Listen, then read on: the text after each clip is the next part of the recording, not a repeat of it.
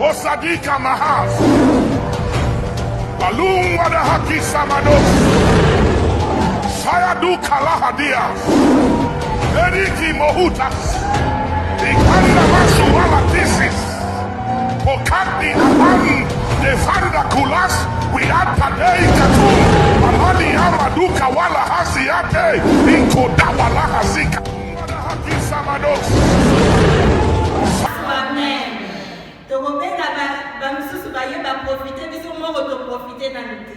Donc, les premiers bénéficiaires, il y a l'événement Oyo, et ça n'a pas maman, il y a club les élites.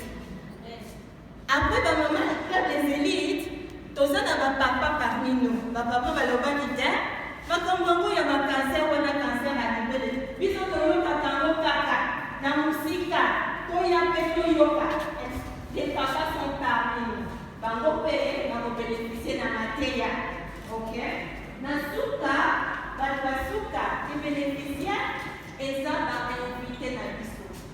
Il y a des gens qui sont venus, Bazaya Club, Babeni Batwalibanda. Voilà. Donc, bango paye, bango bénéficier mateya. Ceux qui parmi les invités, tout ça na moi si, on a invité par quelqu'un à club. Ce qui temps, il y a consultation et ça dit, pour le bâtir que on est là pour tout le monde. Club les élites des familles. Nous sommes Toyamarabatou Nyoso. Donc, on va s'occuper de vous. Alors, Nasuka y a événement Oyo Toningi Nini. Toningi que Nasuka y a événement Oyo Tako Kawana Awa. Mutuna ye. Tout le salarié n'a pas quand ça les salariés par questionnement éveillé, au bima, au fin d'ici ma solo en haut. Donc oui, nous avons tout yon à l'Ibanda, ma kambango, aux à la capable. Elle faut que la réunion y a ma maman à l'église. Elle faut que la Nani ne souffle que là. La maman, Nani ne souffle que là. Na mayanga ni soki mutu atuni ozala capable mutu na mutu awa azala capable ya ko réalité un peu c'est compliqué à parler. Donc pour Nakobanda, la cancer gynécologique Ezali et mais du tout sur le plus sur le cancer du sein, un cancer qui a col de l'utérus. Pour constater que ça va cancer au rencontre à mingi na cannabis. Ensuite, cancer du sein.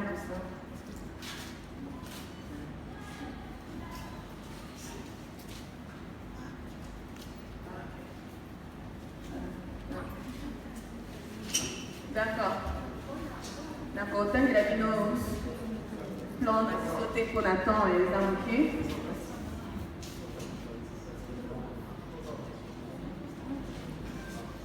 Ok.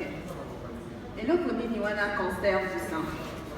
On a français, puisqu'on a mis là, et c'est quand, au niveau des cellules, la cellule les os se développer de façon anormale au niveau du sein. Définition simple dans Yangoala. Lorsque la cellule les os se développer de façon anormale. Normalement, dans les autres, la cellule après un temps et qui est éliminée dans les autres. Mais lorsque la cellule est connue qu'au petit cas là, les autres bouillent à coquiller, ou en été, ça veut dire multiplication anormale.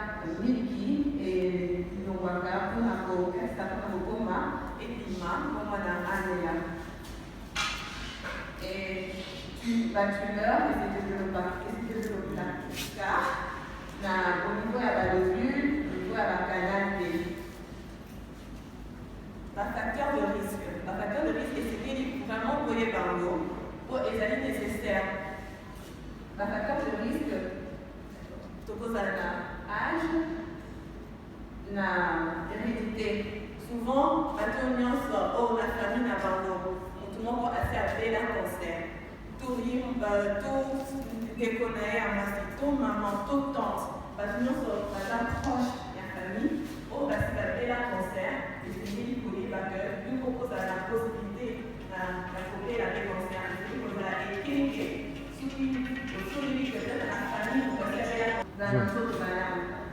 Simila. Kuna si oye taliba. Déjà na station Ah, on a plusieurs l'image, vous allez vidéos. comprendre Na passe. la différence. Alors, je vais aussi une minute au cas Il y a un cancer du sein. Souvent au cas où bimi à gauche, j'ai la photo. Vous avez la photo. Un cancer du sein et il monde a noté surtout ceux qui ont regardé au monde a noté au collier par rapport tout est. Donc là c'est non plus tard ndengini moi c'est nyonso et c'est lié à ça là ni mon kunako de qu'est-ce qui animali encore ezali au niveau ya bébé naï. Maintenant tout le monde a exact au moment a les soit au moins les couleurs il y a des échangés et ça c'est la couleur habituelle ou bien temps aussi moi le monique ah et donc encore et tout ni kana kati puis on moni coucheur encore puis on moni pour ce comique au soja va donc mon cap point chimique donc couleur encore orange et comique va apparaître dans la télé moi là c'est que ce qu'on moni et le encore tout ma belle les piments en dehors il y a allaitement on a donc ce qu'on a la période d'allaitement tout le monde a des eaux coulées c'est lié au qui n'est pas la médecine en cours à la sortie des alliés constatés des alliés problèmes sous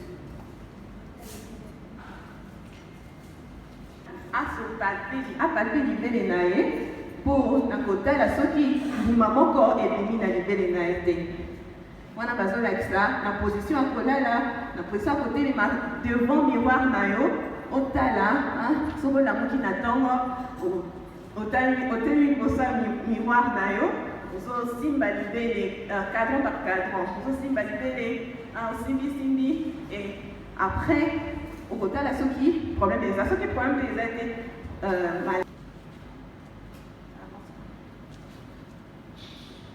en ce qui concerne l'examen pour déterminer wana soki oconstaté un problème encore na libele na yo ou anomalie moko eloko moko inhabituel wana eloko qui n'est pas munganga tant munganga akoconsulte yo soki aconstaté eloko moko akosenga baexamen akosala baexamen yango ezalaka souvent mammographie eza radio ya libele na échographie ya libele to baexamen misusu mpo na basi oyo baza na plus de 50 ans esengi basala yango chaque 3 ans ou 5 ans après soki osali examen ya mammographie par exemple année okosala lisusu examen 3 ans après osala lisusu examen 5 ans après ou bien soki okonstate anomalie oyo ya basi oyo baza na moins de 50 ans bakosala yango chaque 5 ans mpona kodétermine eza image moko ya cancer du sein eza mobali ndenge nayebisaki bino epa libali mpe cancer ya libele ezalaki na koloezi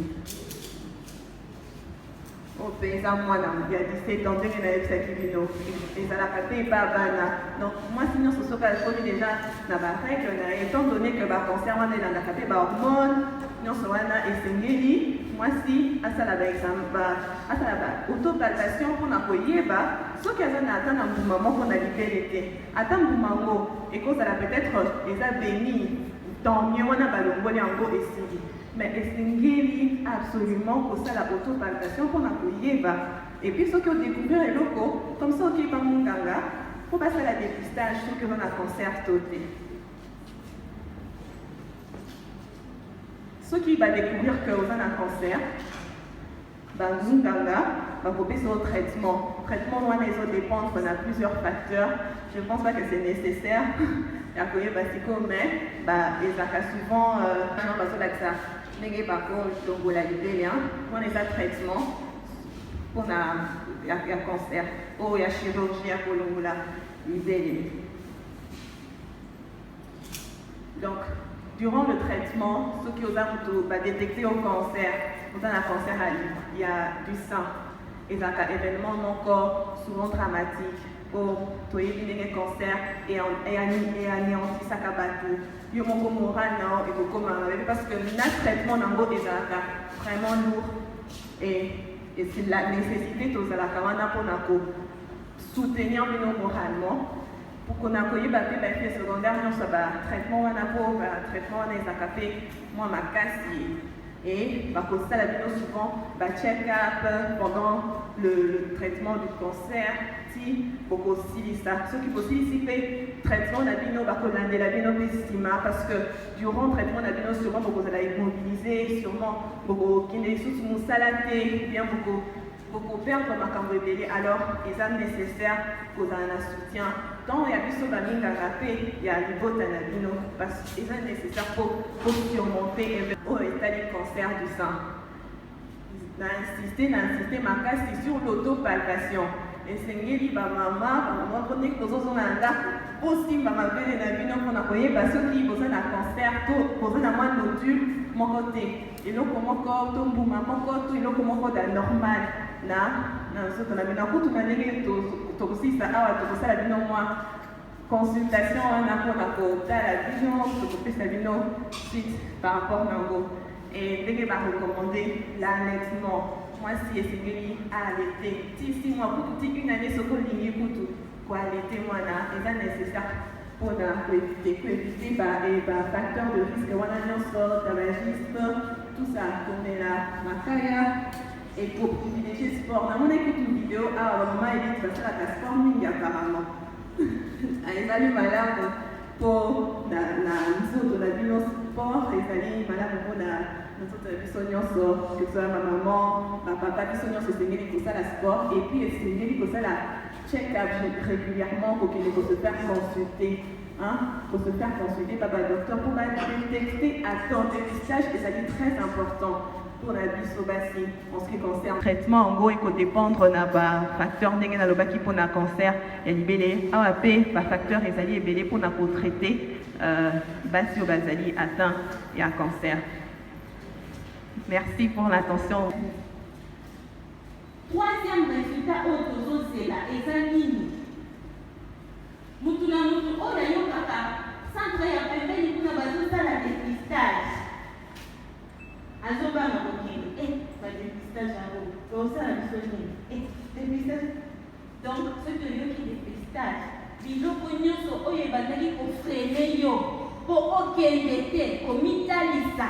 La place basala la dépistage pour le cancer du sein et l'on voit comme ça au lieu qui centre qui gagne pour le résultat la base aussi ça na yo ya kitoko wana oche aussi liputa na yo okali okemba résultat mususu otozolinga examine to bakisa nombre ya bamama oyo bazokende komitalisa pour la dépistage.